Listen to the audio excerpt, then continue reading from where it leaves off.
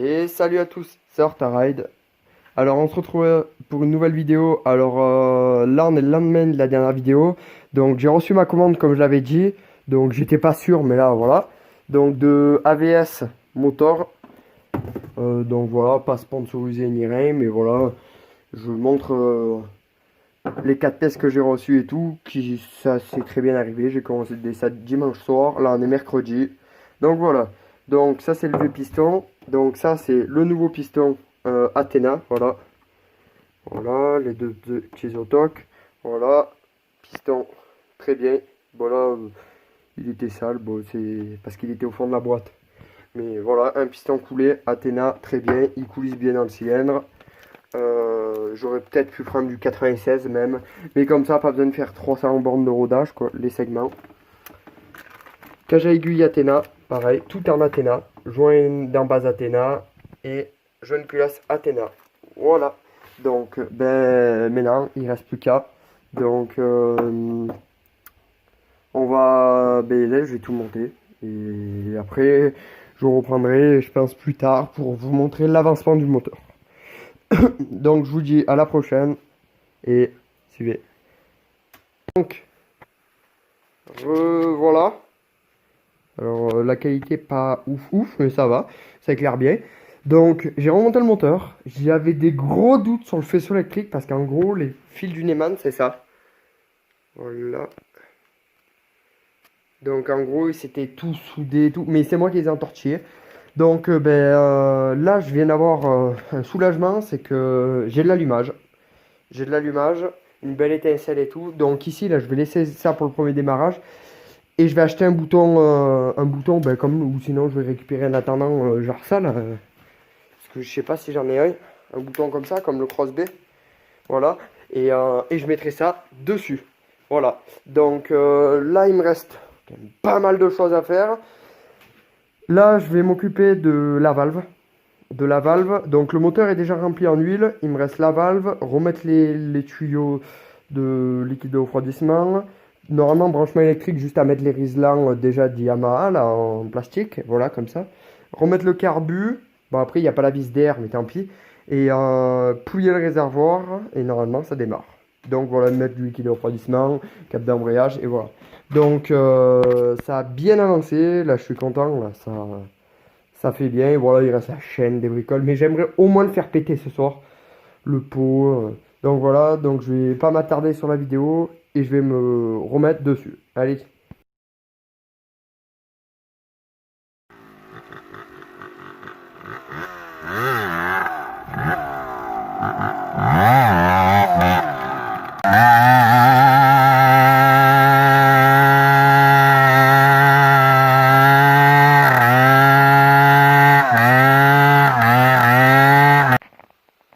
Donc voici la fin de la partie 2. Donc sur le DTR, vous allez avoir quelques vidéos comment la moto marche.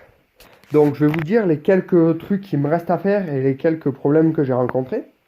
Donc vite fait. Donc et ce que j'ai fait, j'ai remonté la moto et en fait elle ne démarrait pas. J'avais de l'étincelle au premier coup de kick et après le reste plus d'étincelle.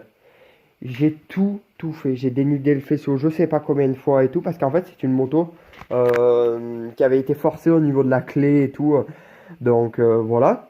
Donc j'étais au courant, ça j'avais prévu un Neyman et tout, sauf que quand j'ai mis le Neyman, rien ne se passait. Parce que j'avais acheté genre un bouchon de clé, un bouchon et un Neyman d'occasion. Ça, je crois que j'en avais déjà parlé, sauf ça ne marchait pas. Donc j'ai fait multiples branchements et tout. Et je suis arrivé à avoir, au bout, je vous dis, de 2 semaines de recherche, une étincelle. Et en fait, genre là, voilà, vous pouvez voir. En gros, j'ai fait toucher 2 fils qui allaient normalement dans le Neyman. Mais sauf qu'en fait, le faisceau en fait, a tout été trafiqué. Et donc en fait, les valves à l'échappement ne fonctionnent pas. Parce qu'en gros, quand on met le contact, normalement, ça fait elle se calibre. Et en fait, ça ne le fait pas et elles ne sont pas alimentées. Donc il n'y a pas de valve à échappement. Donc là, donc ça j'avais vu, je m'étais dit bon ben au moins si elle démarre et tout, déjà voir si ça tourne. Et donc la moto a démarré. Je vais pour l'essayer. Alors je sentais qu'il y avait l'embrayage qui collait, donc j'ai dit bah, c'est pas grave, je la pousse. Et en fait, quand j'enclenchais une vitesse, ça coupait la moto. Coupure, plus d'allumage. Et donc, après multiples recherches et tout, pareil à cause du faisceau qui a tout été massacré et tout, donc ce que j'ai fait, eh ben, on le voit pas dessous, là il y a un fil qui monte, eh ben, en fait il va au capteur, et le capteur de la boîte touche à la masse du cadre, qui remonte, je l'ai fait prendre sur la bobine à haute tension, comme ça faisait une bonne masse. Pour shunter, j'ai shunté, et la moto passe les vitesses, mais genre le faisceau ne sait pas que la moto est à un rapport engagé. Donc voilà, donc faut que je change de faisceau. Faut tout simplement que j'en trouve un. J'en avais trouvé un au mec qui m'avait vendu le réservoir, le bouchon et le Lehman. Mais moi, pour moi, ça n'a pas l'air d'être le bon, donc j'avais laissé tomber et tout. Donc pour l'instant, la moto, ben, entre guillemets, rodée, quoi, parce qu'elle prenait pas de tour. Elle prend, voilà. Mais il va falloir sûrement plus tard régler le carburateur, parce qu'en fait, avec le silencieux était bouché, donc la moto ne démarrait pas avec. Je l'avais enlevé, là, elle démarrait. Et en fait, ben, je voulais vider le silencieux. Donc j'ai déjà commencé par couper la première flash, donc j'ai remis ça, comme ça j'ai pu remettre le cache. Donc voilà, après le silencieux, je vais pas vous le montrer, il est tout ouvert, faut que je le finisse de le vider, et après je vais le ressouder. Dans tous les cas, il était bouché. Donc voilà, j'avais pas d'autre solution, donc voilà. Elle fait un bruit, voilà, c'est raisonnable, vraiment. Après, dans tous les cas, il y a des brides dans le pot, donc voilà. Mais le problème, c'est que déjà, il me manquait une petite vis, je sais pas si j'en avais parlé, il me manquait cette durite là. Donc il y avait une mauvaise merde, et il manquait la vis d'air. Voilà. La vis d'air sur pièce Yamaha, donc Yamaha quoi, sur internet, je l'ai payé 28 euros. La vis, 2 rondelles, un petit ressort. 28 euros. Et la durite pour le PowerJet, j'ai payé ça 8 euros. Les 50 cm. Donc voilà, j'en ai eu pour 45 ou 50 euros juste un bout de durite et bon, j'en ai l'argent plus de la durite. Au début, je croyais que c'était juste le petit bout, mais c'est par 50. Mais avec 50, on n'a pas besoin de 50 cm quoi. Donc voilà, ça. Donc je croyais que ça allait résoudre parce que vraiment, elle tournait que avec le starter et très mal. Donc après, j'ai pu rouler avec et elle tournait super mal et tout. Donc, et comme il y en a qui savent, je possède un 2,5 TDR avec des pièces. Et donc en fait, le gicleur qu'il y avait dessus, je sais pas combien c'était. Eh ben, j'ai pris un gicleur de 2,5 TDR, un carbide 28 Mikuni, là c'est des carbides 26. J'ai mis, eh ben, la moto elle tourne pratiquement en nickel quoi. Elle doit être un poil pauvre parce qu'il faut que je règle la richesse, mais l'air. Mais elle marche très bien là. Alors est-ce qu'il y a eu un changement de gicleur? Je ne sais pas. Mais là, nickel. Nickel, donc voilà, j'ai fait ça. C'est une vieille bougie qui traînait, mais voilà, c'était à moi. Donc voilà, il y a un piston neuf dessus. Et voilà, c'est tout. Il y a eu 2 boîtes neuves. Donc si, après, quand les vitesses passaient, ben, il n'y avait pas d'embrayage, quoi. Donc ben, j'ai tombé l'embrayage qui était complètement collé. J'ai passé une après-midi pour tout essayer de bien faire et tout. Ça a marché, et voilà. Donc le seul truc, c'est qu'il y a les pneus qui sont morts. À l'arrière, on peut croire qu'il est en bon état, mais en fait, il accroche rien, il est sec. Donc il va falloir dégager ça. L'avant, il est pratiquement mort. Donc voilà. Donc j'avais monté un plaque phare YZ, comme j'avais dit la dernière fois, je crois.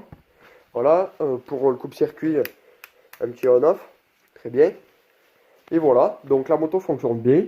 Pour apprendre les wheelings, c'est la meilleure moto, je pense, que vraiment qui existe. Voilà, il y a Kikanina qui en a acheté une aussi. Moi, je l'ai acheté avant lui. Donc j'ai pas fait pour... je l'avais acheté avant lui, dans le but d'apprendre les wheelings avec. Et oui, effectivement, c'est une des meilleures motos, quoi. J'ai essayé, mais après le 300... Mais ça n'a rien à voir, hein. Ça, coup d'embrayage, ça lève, hein. C'est impressionnant. Donc voilà. Donc j'ai 2-3 vidéos, voilà, qui en cabre et tout. Donc voilà. Et après, il faudra que j'essaye de vous faire un jour une vidéo en roulant, quoi. Mais dans tous les cas, la valve ne s'ouvre pas, donc elle sort pas. Elle doit faire 10 chevaux là. 10 chevaux. Mais ça monte à un arbre. Ça a une coupe démoniaque. Donc, mais ça, voilà, moi pour l'instant, c'est tranquille. Donc là, il me faut les plaquettes arrière qui sont à la ferraille qu'il faut que je fasse. J'ai les joints de fourche qui commencent, qui sointent bien. Donc il faudra que je les fasse, mais ça c'est moins urgent. Mais par contre, plus faire les roulements de roue. Roulement de roue avant, voilà. Et sinon, ça devrait le faire. Hein. Ça devrait le faire. Et après, voilà, un faisceau électrique. Mais ça, je trouverai d'occasion. Petit à petit, je verrai, je vais bien trouver. Donc voilà. Donc c'était la fin de la partie 2. Et je ferai une partie 3 mais dans un moment, un jour quand on ira vraiment l'essayer. Voilà. Donc je vous dis à plus, c'était Ride. Allez, ciao.